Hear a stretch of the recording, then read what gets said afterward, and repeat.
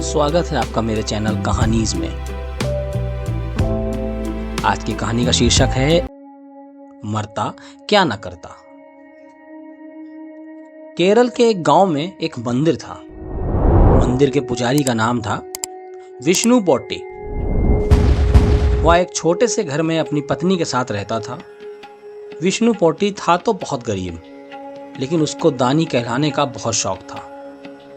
हर रोज वह 2-4 अजनबियों को अपने घर खाना खिलाने के लिए ले आता, चाहे घर में पर्याप्त खाना हो या नहीं। दूसरों को खाना खिलाने को ही वह धर्म समझता था। उसकी पत्नी लक्ष्मी को उसकी यह आदत पसंद नहीं थी, पर वह अपने पति की मर्जी के खिलाफ कभी कुछ न कहती। वह किसी न किसी तरह घर का काम चलाया करती थी। पड़ोसियों से कभी चावल उधार लाती तो कभी सब्जी। एक दिन उसने सोचा कि इस तरह कब तक काम चलेगा। पड़ोसी लोग भी उससे नाराज होते। उनको विश्वास नहीं होता था कि सचमुच इनके यहाँ गरीबी है, क्योंकि वे रोज मेहमानों को आते और खाते देखते थे। बेचारी की मदद करने वाला कोई नहीं था। कितनी ही बार तो वह कई कई दिनों तक भूखी रह जाती। उसके लिए जीना दूभर हो गया था। जब उससे और नहीं सहा गया तो उसने पति से साफ साफ बात करने का फैसला किया। एक दिन रात में विष्णु पोट्टी भोजन करने के बाद सोने जा रहा था कि लक्ष्मी उसके पास गई। उसने कहा, सुनो जी, मैं तुमसे कुछ बात करना चाहती हूँ। विष्णु पोट्टी बड़ा हैरान हुआ। लक्ष्मी ने इस तरह से पहले कभी बात नहीं की थी। दुख के मारे लक्ष्मी से बोला ही नहीं गया। वह रोने लगी। उसके पति ने झुंझला कर कहा, बात क्या है, कहती क्यों नहीं? आंचल के छोर से आंखें पोंछते हुए लक्ष्मी ने कहा, आप हर रोज किसी न किसी को ले आते हैं। अपने भोजन में से दूसरों को खाना खिलाना अच्छी बात है। आपने कभी यह भी पूछा है कि खाना पूरा पड़ेगा या नहीं? हम ठहरे गरीब। जो रूखा सूखा जुटता भी है वह हम दोनों का पेट भरने के लिए काफी नहीं होता। फिर दूसरों के लिए रोज रोज कहाँ से आएगा? मैं अपने हिस्से का उनको खाना खिला देती हूँ और खुद भूखी रह जाती हूँ। मुझसे अब और नहीं सहा जाता। मेरे ऊपर दया करो। अब हर किसी को घर बुलाना बंद करो। इतनी कृपा करो। विष्णु पोट्टी यह सुनकर दंग रह गया। उसने सोचा, ऐसा कहने की हिम्मत लक्ष्मी को कैसे हुई? शायद उसे खुद ही नहीं मालूम कि कैसी मूर्खता की बात कर रही है। बाद में पछताएगी। उसने लक्ष्मी को बुलाकर उसकी पीठ थपथपाई और कहा, रो मत। मैं तुम्हारी मूर्खता के लिए तुम्हें क्षमा करता हूं। दूसरों के साथ मिल बांट कर खाना तो अच्छी बात है। तुम जो त्याग करोगी उससे मेरा कल्याण होगा। भगवान पर भरोसा रखो और अपने पति की आज्ञा का पालन करो। यही तुम्हारा धर्म है। यह कहकर वह सो गया और जरा ही देर में खर्राटे भरने लगा। पर लक्ष्मी की आंखें झपकी भी नहीं। वह पड़ी रोती रही। उसे कोई उपाय नहीं सूझ रहा था।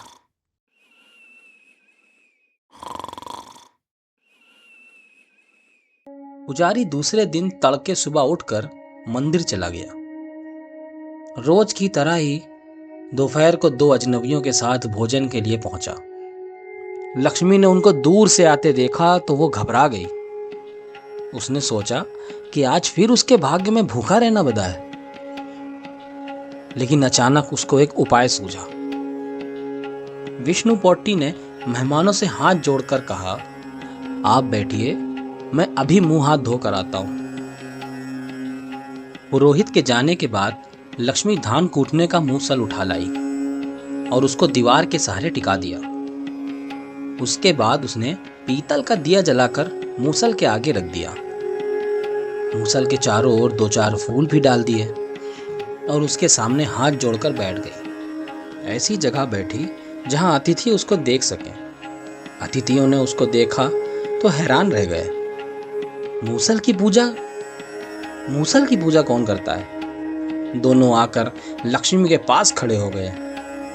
वह ध्यान मग्न बैठी थी। उसने अपनी आंखें खोली और सर घुमाया तो उन दोनों को खड़ा पाया। एक ने पूछा, आप मूसल की पूजा क्यों करती हैं? लक्ष्मी ने आंखों में आंसू भरकर कहा, मैं अपने पति की बुराई कैसे कर सकती हूँ? फिर भी आपको बताना ही पड़ेगा, क्योंकि इसका संबंध सीधा आपसे ही है। हमसे संबंध है? अब तो दोनों उसका भेद जानने के लिए लक्ष्मी के पीछे पड़ गए। लक्ष्मी ने कहा, पहले आप वादा कीजिए कि मेरे पति को कुछ नहीं बताएंगे। उन दोनों ने वादा किया। फिर लक्ष्मी ने बताया, मेरे पति दानी आदमी हैं। वह मेहमानों को घर बुलाकर खाना खिलाते हैं और खिलाने के बाद उन्हें इसी मूसल से खूब पीटते हैं। कहते हैं कि यही उनका धर्म है। मैं खाना तो बनाती हूँ, लेकिन मारने पीटने में मेरा कोई हाथ नहीं है। मैं मूसल की पूजा इसलिए कर रही हूँ कि पाप मुझको ना लगे। यह सुनकर अतिथि हैरान हो गए। उन्होंने एक दूसरे की ओर देखा और इशारों ही इशारों में कहा कि यहाँ से चुपचाप निकल जाना ही भलाई है। वे दोनों पीछे के दरवाजे से निकल भागे। उसी समय विष्णु पोटी घर में घुसा। उसने लक्ष्मी से पूछा, ये मेहमान कहाँ गए? लक्ष्मी ने बड़े दुख के साथ कहा, मेरी मूर्खता को क्षमा कीजिए। वे मुझसे यह मूसल मांग रहे थे। मैंने कहा, मेरे घर में एक ही मूसल है, मैं नहीं दूंगी। बस वे गुस्से में उठे और चले गए।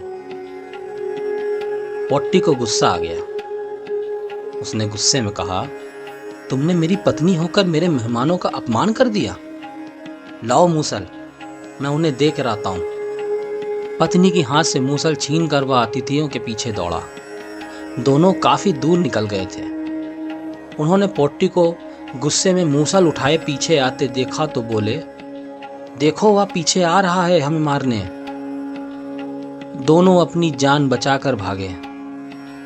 पोट्टी उनको पकड़ नहीं सका तो घर वापस लौट गया। गांव वालों ने पुजारी को मेहमान के पीछे मूसल उठाए भागते देखा।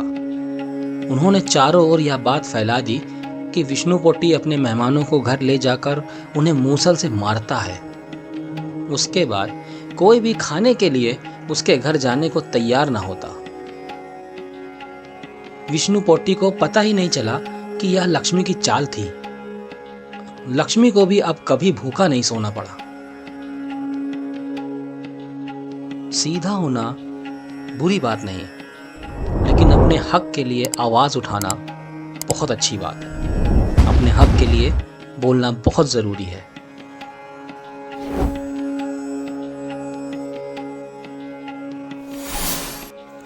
अगर मेरी कहानी आप सबको अच्छी लगे, आपके दिल को छू जाए या कुछ सिखाए, तो सब्सक्राइब करना ना भूलें। आपका एक सब्सक्राइब मुझे बहुत खुशी देगा।